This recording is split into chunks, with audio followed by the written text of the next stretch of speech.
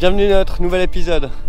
Cette semaine, on va traverser un des plus grands déserts qu'il y a à Oman, les Wahibah Sand. C'est un désert qui s'étend de la mer jusqu'aux montagnes au nord. On va le traverser sans assistance et en suivant des coordonnées GPS. Donc on t'emmène avec nous pour voir les préparations et surtout la traversée.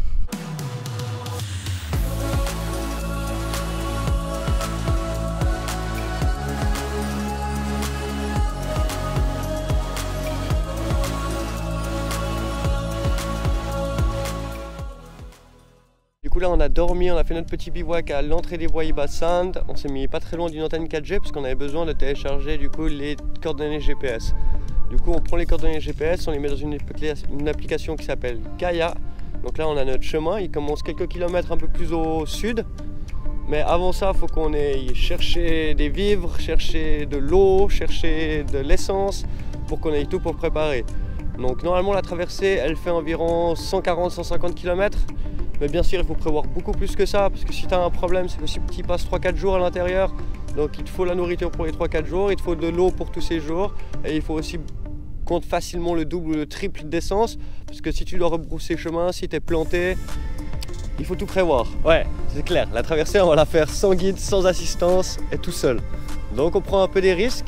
On a l'habitude de conduire sur le sable et on va partir bien préparé. Si t'as pas beaucoup d'expérience dans le sable, je te conseille, tu prends un guide où tu trouves 3-4 voitures et puis vous allez tous ensemble. Ça réduit vraiment les risques.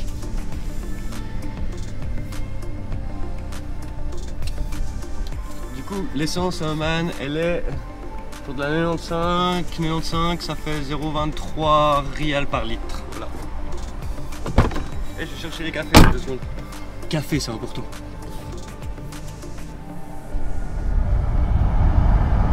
On va chercher l'eau pour boire et 2-3 trucs à manger. On est déjà presque full, mais juste 2-3 trucs à manger en plus et de l'eau à boire.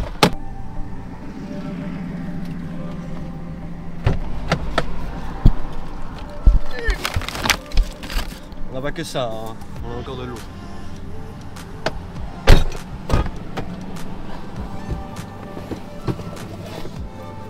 Ok, maintenant, on a de l'eau pour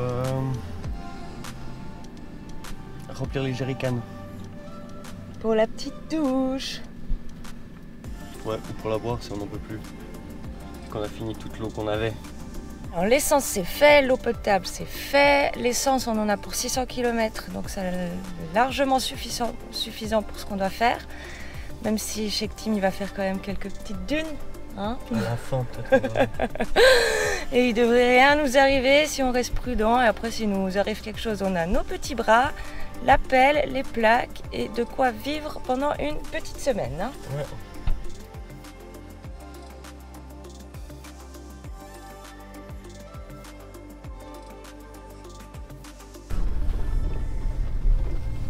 Tu vois, il faut une carte et tout.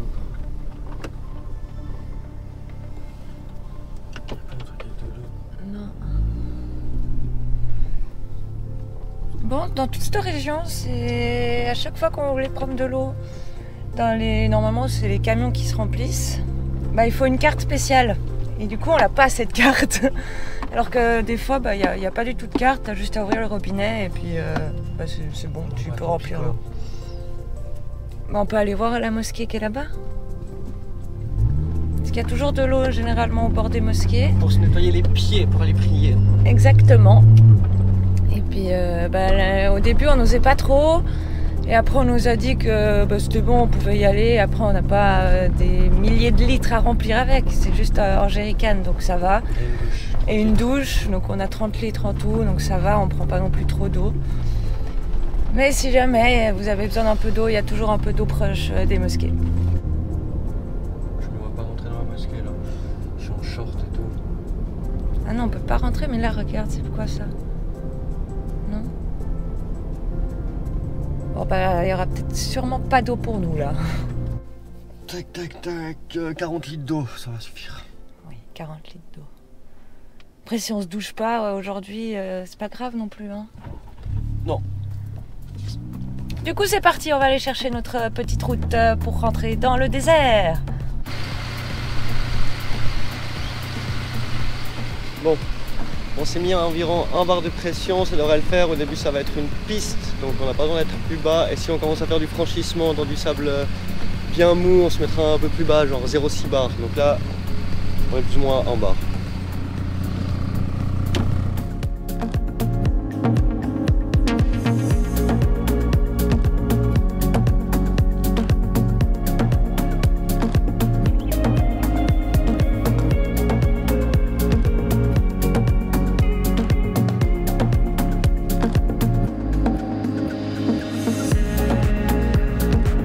Voilà à quoi ressemble le début de la piste quand vous partez depuis la mer. Je ne sais pas si on voit là-bas derrière moi, il y a l'océan Indien.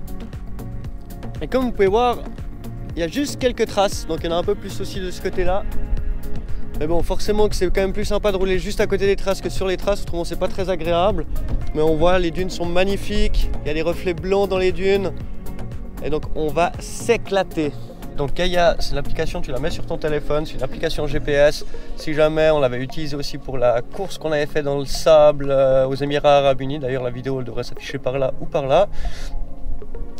Donc tu te mets, ça met les waypoints, après tu as les coordonnées GPS, tu dois les suivre, c'est une ligne bleue. Donc elle est vachement bien, tu vois aussi les tracks qui ne sont pas sur Google Maps. Et puis pour trouver ces waypoints, donc il y a deux solutions.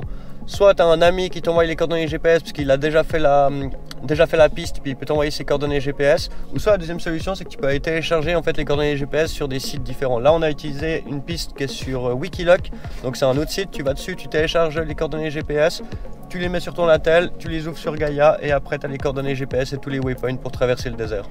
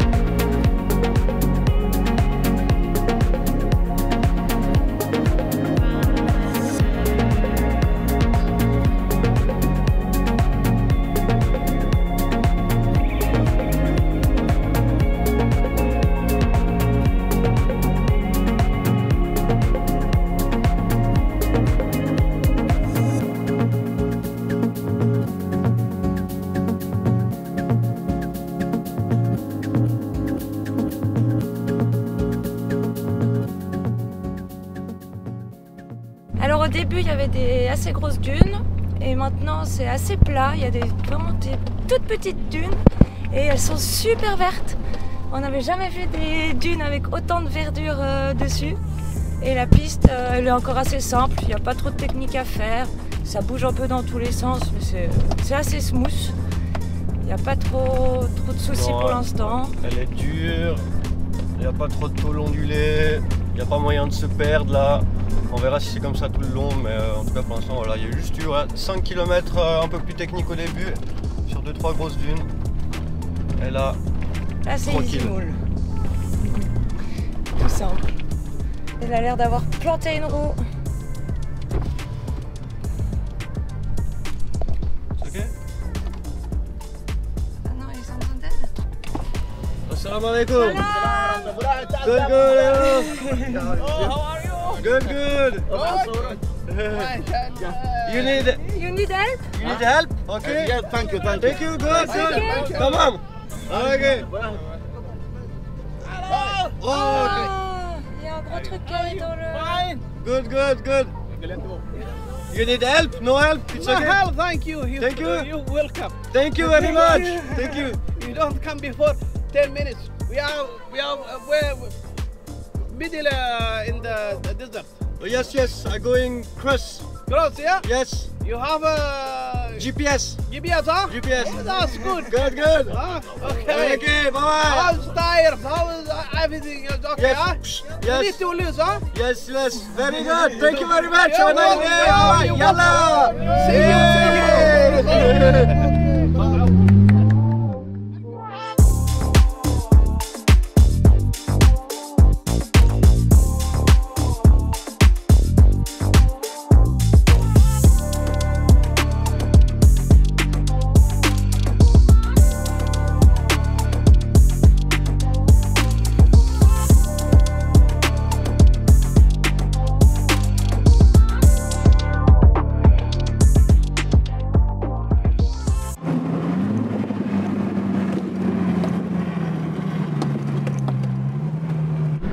consomme une fille, là on est à 31,7. Ouais, c'est un peu plus haut que les estimations qu'on avait quoi. Bon, ça va le faire, on va survivre, mais je pense que c'est surtout les premières dunes aussi. Au début là, on a mis le calculateur de consommation dans les premières, enfin avant les premières dunes. Puis les premières montées, ben, ça suçait du plus de 40 litres au 100 facile. Là sur la piste ça va un peu mieux, on est plutôt autour des 20, 25. Là par contre il y a des montées. 31,7 là. Ouais, de moyenne depuis le début, mais c'est les dunes qui ont vraiment explosé la moyenne. Et puis ça monte, ça descend, ça monte, ça descend, ça monte, ça descend. Mais on va s'en sortir.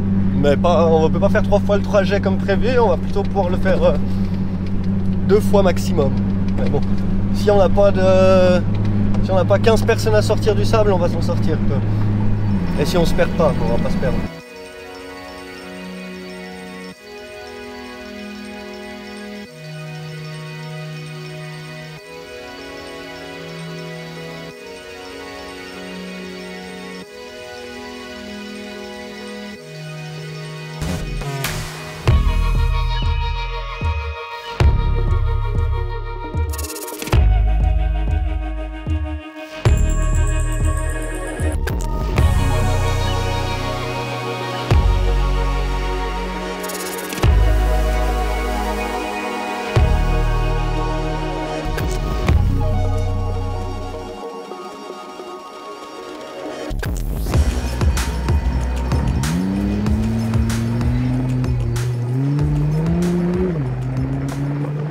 Alors on est environ à un tiers du chemin je pense là dans le désert. On n'a pas croisé grand chose, on a croisé 3 petites maisons de bédouins.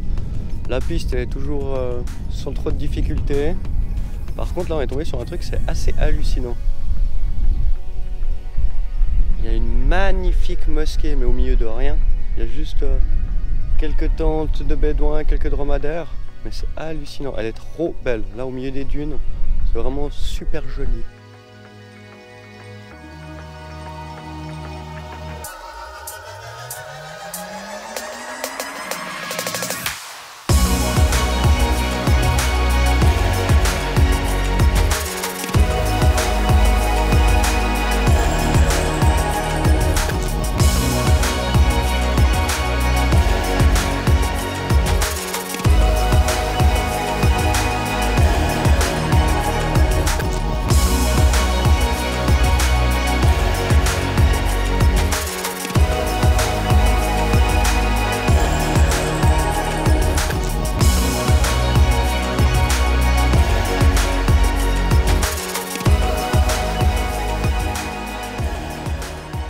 Bon, ça fait 2h30 qu'on roule.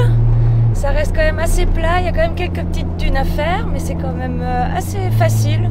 On a croisé une voiture de touristes avec un troupi. Donc ça a l'air d'aller pour eux aussi. Donc c'est vraiment pas une piste trop compliquée. Il y avait juste donc depuis la mosquée jusqu'à le milieu de la piste, c'est un peu plus intéressant. Il y a 2-3 jolis franchissements sur le haut d'une dune et tout avec du sable un peu plus mou, donc c'était un peu plus intéressant, c'était assez joli. Mais là on est nouveau sur des parties là qui roulent quoi. Là tu peux faire des kilomètres, ça roule bien quoi. Ouais, on a été jusqu'à 80 km/h, donc ça va, ça roule. On n'a pas besoin d'aller trop lentement. On a les bonnes suspensions, hein. On fait des petits you you.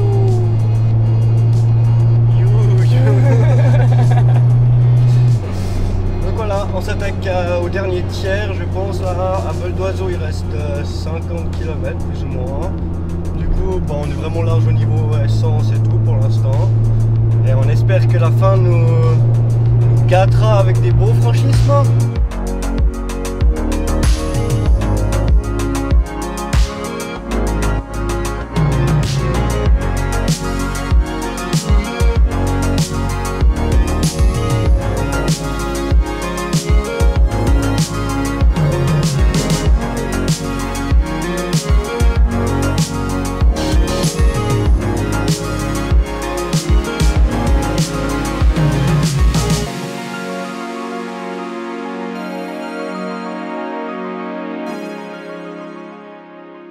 Non, je sais que ça va être chaud jusqu'à la fin, mais non.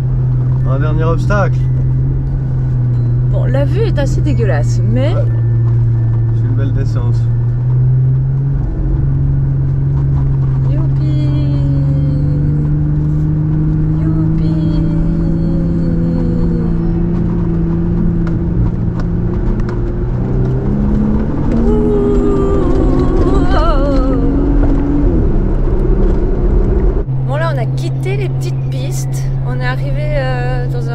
un joli hôtel qui était déjà... on peut déjà aller dedans, c'était les 1000 nuits. Et depuis cet hôtel, on croise pas mal d'hôtels en construction. Là c'est un petit village et on est à une trentaine de kilomètres de la sortie du désert. Donc la route est ultra large. Ouais, c'est une autoroute des sables, c'est une 6 voies. Il y a tellement de gens qui sont passés, donc c'est un peu plus simple, un peu moins intéressant au niveau de la conduite, mais par contre... C'est super joli, c'est des grosses dunes à gauche et à droite, ce qui fait une grande plaine. C'est une grande vallée, ouais, une grande vallée de dunes. C'est très joli, il y a pas mal d'arbres ici. Et puis je pense que les hôtels, quand ils vont être terminés, ça risque d'être très joli pour les touristes qui vont venir voir, parce qu'ils sont vraiment entourés de grosses dunes. Au début de la route, là, il n'y avait vraiment pas des grosses dunes comme ça. Donc, franchement, très très joli. Après, les travaux, c'est un petit peu moins joli, mais bon, ça reste des constructions. Oh, on arrive dans un petit village, ça a l'air d'être un méga oasis là.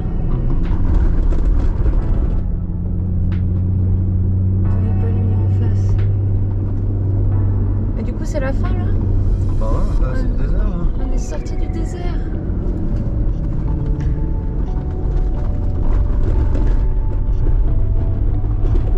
Oh, de la route.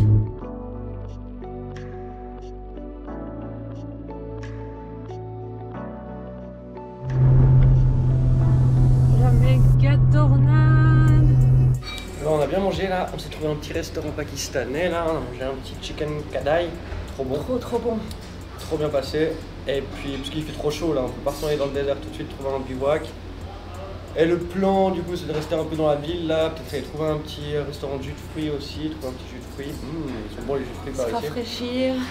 Et puis, vers fin d'après-midi, vers 3h, on va essayer de trouver une autre topo pour se renfoncer dans le désert, mais cette fois hors piste, quoi, si possible, directement dans les dunes, puis aller trouver un petit bivouac sur les dunes, tout en haut avec du vent, comme ça on n'a pas trop la chaleur.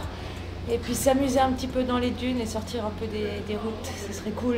Bon, alors là, vu qu'on va sortir des pistes et puis qu'on va aller vraiment dans les dunes, on descend la pression, on est à plus ou moins 0,6 bar.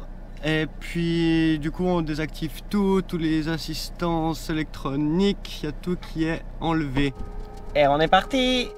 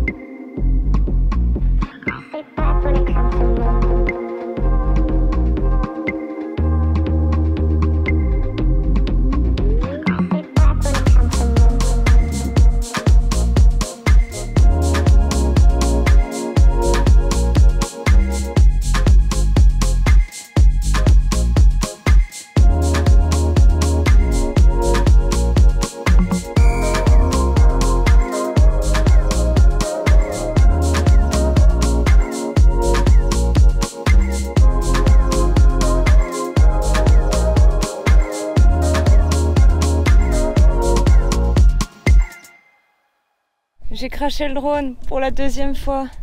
Parce que la première fois ça allait, là franchement. La gimbal elle s'est démembrée. Attends, elle a craché le drone.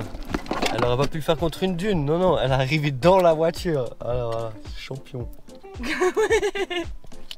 Sur la voiture. Elle n'a pas pu faire mieux.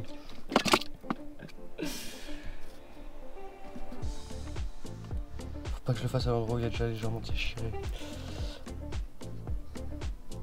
Mais il est déchiré aussi de l'autre côté, c'est normal ou c'est pas normal? Non, là elle a pété parce que tu l'as sorti fort d'un coup comme ça. Donc non, c'est pas normal du tout, là, le caoutchouc il est pas en bon état. Du coup la pièce en plastique qu'on voulait enlever, on l'a enlevée, elle est là. Du coup on a un peu mieux accès à la membrane. Le problème, attends, on voit la membrane là sur le côté. Le problème c'est que la membrane elle reste déformée. On a essayé de le faire voler, il vole. Mais par contre, la gimbal elle arrête pas de faire tu. Pourtant les autres moteurs de la gimbal ils marchent. Là le moteur comme ça, il n'y a pas de résistance. Le moteur comme ça, il est parfait. Par contre du coup c'est le moteur comme ça qui doit casser les couilles. À cause de cette membrane. Si c'est pas la membrane c'est parce que il y a eu un choc. Hein, mais c'est un autre problème. Si je le stabilise comme ça, là il est plat. Et quand je fais comme ça, ça va. Par contre si je fais ça...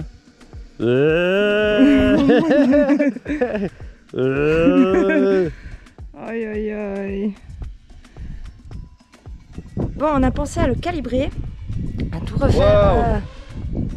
Et bah ça fonctionne à moitié. À moitié. C'est juste le coup en avant là il bug là. Ouais mais c'est déjà mieux. Ah non mais là il a 90% de sa forme là. Avant il lui manquait genre 2 bras et une main. Là il lui manque plus que 3 doigts. C'est déjà bien. Ça va. Faut dire qu'il s'est pris une voiture. Il pourra bientôt faire du piano.